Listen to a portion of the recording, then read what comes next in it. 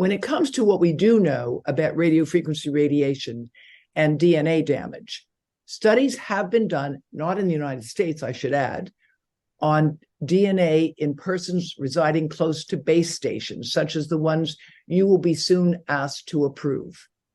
And those base stations, it was found that they had a control group of people who lived more than 300 meters away, approximately 1,300 feet, and those who lived within 80 meters, meaning approximately 250 feet. And what they found was that people who lived closer to those towers had significant increased damage in their bloodstream. In their bloodstream, I want to stress, this is not a survey asking people whether they had headaches. This was an actual demonstration of blood effects.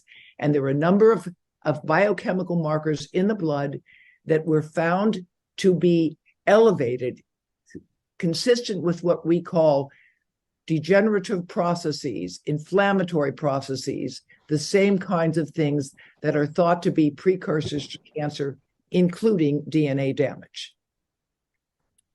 The majority of research on cell phone radiation has in fact shown damage from that frequencies that we study. Radio frequency radiation increases oxidative effects.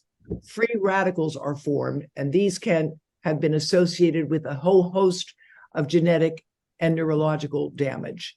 And these studies, this was a publication in the Journal of the American Medical Association that confirmed that the majority of research in this field does find positive effects. This is one study that was done modeling what 5G exposures will be if this was Austin, Texas. The map on your left here with the green and red shows you what the current exposure is with the LTE network.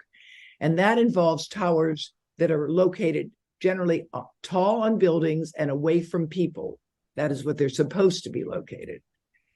If 5G were to be implemented in Austin, you see on the right with all of the red, the indication of how much greater the exposure will be.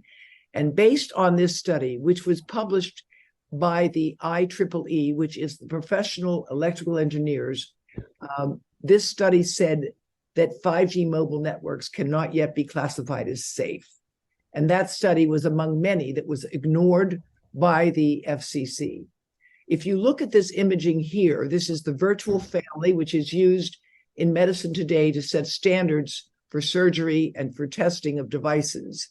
You can see by the greater absorption of the yellow and red in the child, a child will absorb much more radiation than an adult. And think about that if you had bombardment with multiple 5G beamforming antennas. This is a simulation of the absorption into the brain and eyes of the child. As you look at this video, you'll see that the yellow is moving into the eyes and into the frontal lobe of this 6-year-old. And I can assure you the exposure into the child is in fact much greater, as you might imagine, than the adult. The children have thinner skulls, they absorb more radiation, they're growing more quickly, their brains contain more fluid, and for all of those reasons, they will absorb more. Now,